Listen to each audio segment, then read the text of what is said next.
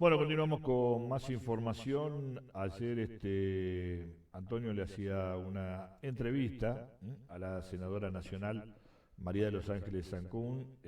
Vamos a compartirla con todos ustedes. Saludamos a la senadora nacional María de los Ángeles Agnún, gracias por atendernos. No, gracias a vos, Antonio, un placer. Igualmente, igualmente. Bueno, primero hoy era un tema cortito pero concreto, ¿no? Porque estuviste, disculpame que te tuté, Sí. sobre un tema que hace al gas natural concentrado y una problemática de las obleas. ¿Por qué no me lo explicás para que lo entienda el taxista o más, quién consume gas natural concentrado? Bueno, la verdad es que venimos trabajando con todo el sector de taxis, en el caso de choferes de remises. Habían dos puntos que nos planteaban los trabajadores del sector. Uno tenía que ver justamente con la renovación de obleas que vencían el día 30 de marzo. ¿Las Esto obleas para poder seguir cargando gas o las obleas cuando se vence el tanque? Las obleas, tanto para el tema de la revisión, que Sí. era necesario hacerla, que tienen un vencimiento, esas revisiones no se estaban llevando adelante, razón por la cual, bueno, tomé contacto con el interventor de Enargás, con el licenciado Federico Bernal, justamente con el objeto de plantearle la posibilidad de poder avanzar en autorizar a aquellos trabajadores y a aquellos también talleres que son los que realizan la revisión a que puedan llevarla adelante. A raíz de eso, el Enargás lanzó una circular mediante la cual autoriza a poder realizar esta revisión. Ustedes saben que muchos planteaban la prórroga. Lo cierto es que Enargás estaba muy atento a esta situación en virtud de que frente a una prórroga se estaría eludiendo el control necesario, por el peligro que esto puede significar, tanto para quienes trabajan en el sector como para la comunidad toda. Ese contralor tiene por objeto evitar cualquier tipo de peligro, tanto para quien conduce como para la comunidad. A raíz de eso lanzaron justamente una circular para poder llevar adelante esta actividad con un protocolo digamos, de autorización, tanto a los talleres como una autorización para poder realizar la renovación de las obleas. Y por otro lado, otro de los planteos que nos hacía el sector, tanto de peones de taxi como de choferes de remises, tenía que ver con que ellos habían quedado excluidos de este ingreso familiar de emergencia, del IFE, que es este ingreso que, digamos, de 10.000 pesos, para poder garantizar que aquellos sectores, tanto monotributistas A y B, como en el caso de quienes perciben asignación universal por hijo, asignación universal por embarazo, y en el caso concreto de las trabajadoras y trabajadores de casas particulares, puedan acceder a ese beneficio. En realidad nosotros nos pusimos a estudiar el tema y advertimos que el caso de los peones de taxi se asimila a la situación que viven los empleados y empleadas de casas particulares. De hecho, la FIP los incluía dentro de la misma resolución. Por tanto, en ese caso, pedimos una ampliación del ingreso familiar de emergencia para que alcance tanto a peones de taxi como a choferes de remise. Ahí tengo una pregunta, porque la categoría de monotributo A y B, hay categorías como la C y la D, que seguramente el año pasado a lo mejor facturaron para estar en esa categoría, te diría hasta la E, te diría, pero que este año están con facturación cero. Y están Sí. y muchos que son emprendimientos familiares, que son 2 o 3 monotributos dentro de una misma casa. Esas categorías de monotributo están con problemas también. Sí, claro. A ver, hay una caída muy importante de la actividad económica, producto, bueno, de la emergencia, obviamente, por la cual se estaba ya atravesando previo a la pandemia, una emergencia reconocida por el propio Parlamento de la Nación Argentina a través de esta ley de reactivación productiva y de solidaridad social que fue sancionada en el Parlamento de la Nación. Se han agravado, por supuesto, las consecuencias de esa emergencia fruto del aislamiento forzoso y de la ralentización de la economía que se ha producido como consecuencia de ello.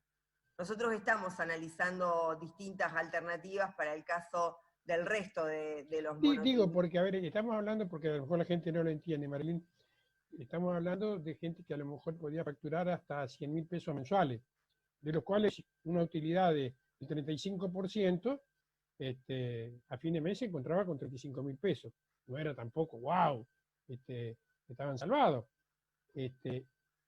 Pero esa persona que generaba servicios, te digo, muchísimos periodistas, que es una cosa que uno conoce, que este año prácticamente viene en enero, febrero, marzo, abril, facturación cero. Y cuando te digo cero, es cero. Entonces, me parece que hay un hueco ahí, porque después más arriba, que probablemente pueda tener algún ahorro, y todavía puede a lo mejor estirar un poquito más, ¿no? Cambiar Sí, de algunos hecho, dólares. Sí, de hecho se han inyectado también recursos del propio Estado para sectores, digamos, de distintas actividades económicas, tanto el fortalecimiento de ingresos para los que tienen menos de 100 empleados, para los que tienen más de 100 empleados. Y Marilyn, pero EPRO, vos sabés, me sale el vos, perdón. Vos sabés que y hay 40% de empleados en negro, en un sector donde son empleados pero están inscritos como monotributistas. Que pedir que hoy esté en regla la gente que en una situación relativamente normal ya no estaba en regla y que ahora se mete en regla me parece imposible.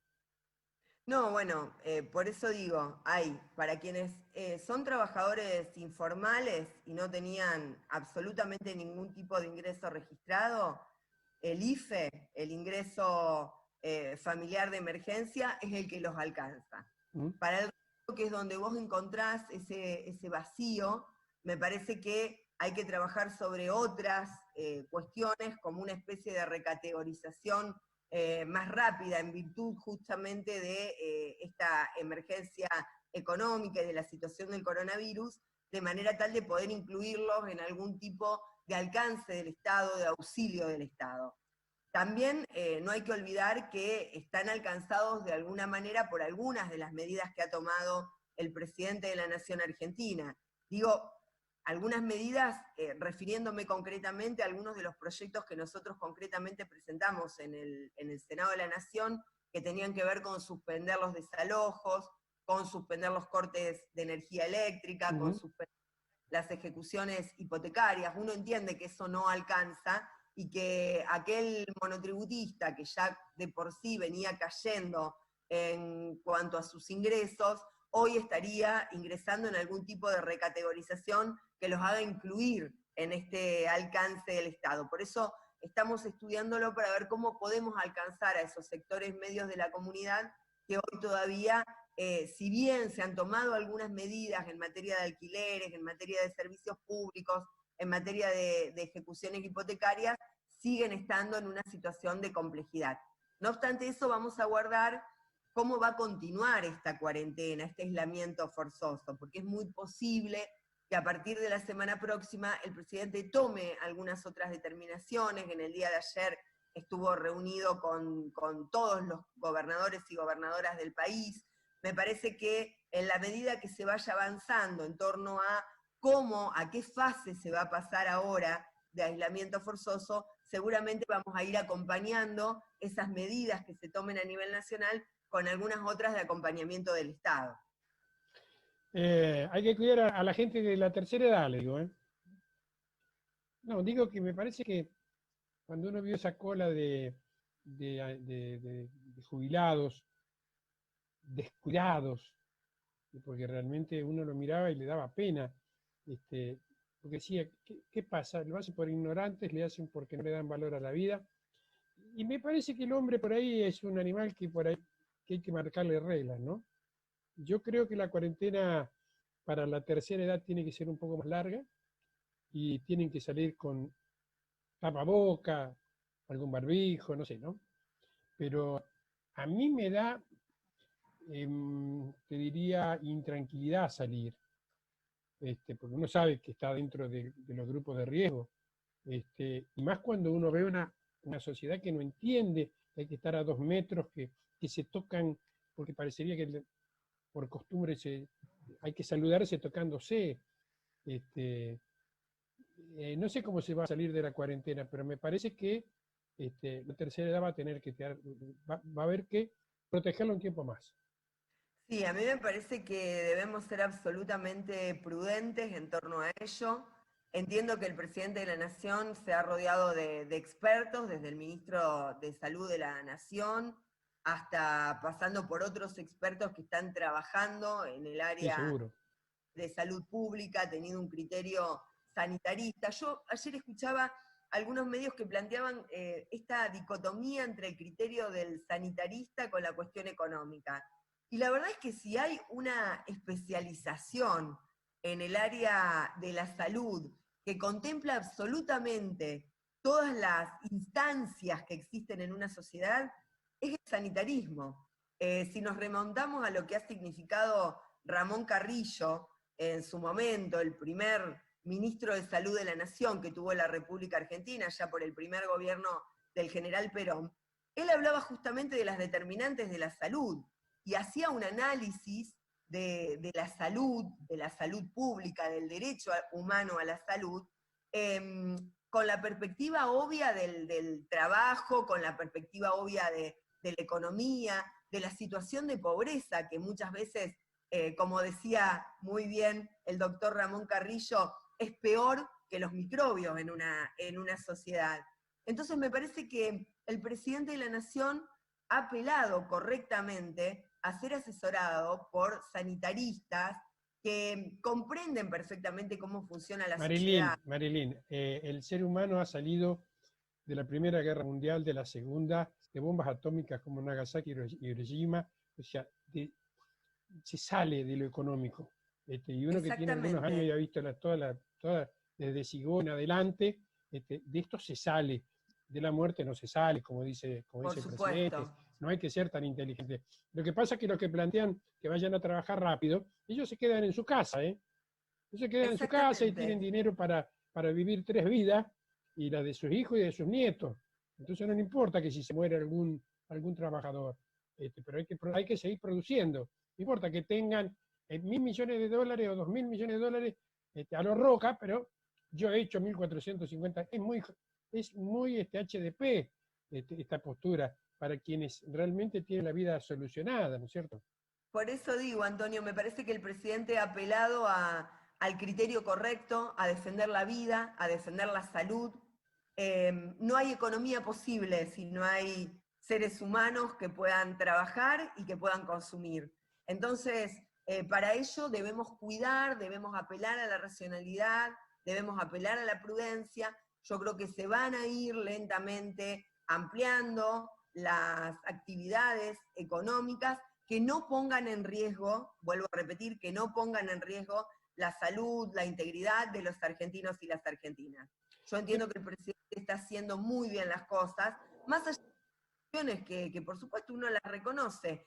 También hay que reconocer que hubo mucha gente que sin tener que asistir a los bancos, porque los bancos se abrían solamente para aquellos que tenían que ir a cobrar sus saberes, fueron o a pagar servicios o a realizar otro tipo de trámites, pensando que esos trámites iban a ser también atendidos.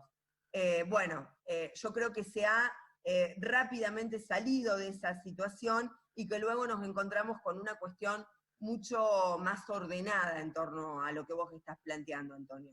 Marilyn, la última, y te pido que seas breve, por el tema de que hay un proyecto donde trabajaste, donde creo que los enfermos de coronavirus quedan protegidos por las ART o algo así, ¿no es cierto? Así ¿Se lo puede explicar en un minuto como es. para cerrar? Sí, presenté un proyecto de ley pidiendo que el coronavirus sea tomado como una enfermedad laboral, es decir, que pueda tener la cobertura integral de las ART. Esto es un beneficio directo para los trabajadores y trabajadoras de todas las actividades, no solamente de las actividades esenciales, sino también de las actividades que se han ampliado y que se han exceptuado del aislamiento forzoso.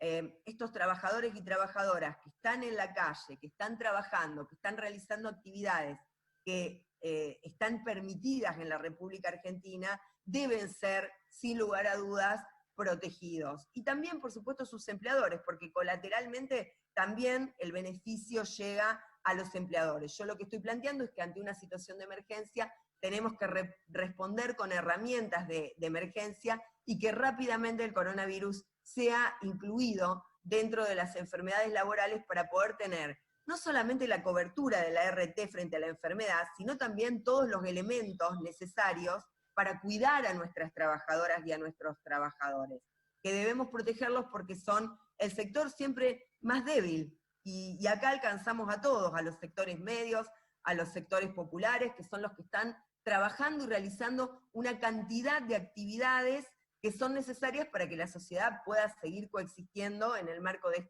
esta excepcionalidad y de esta pandemia que ha generado una crisis humanitaria. Senadora Sagnún, del Frente de Todos, gracias por tener la deferencia de charlar con nosotros. Gracias a vos, Antonio, siempre es un gusto charlar con vos. Nos vemos.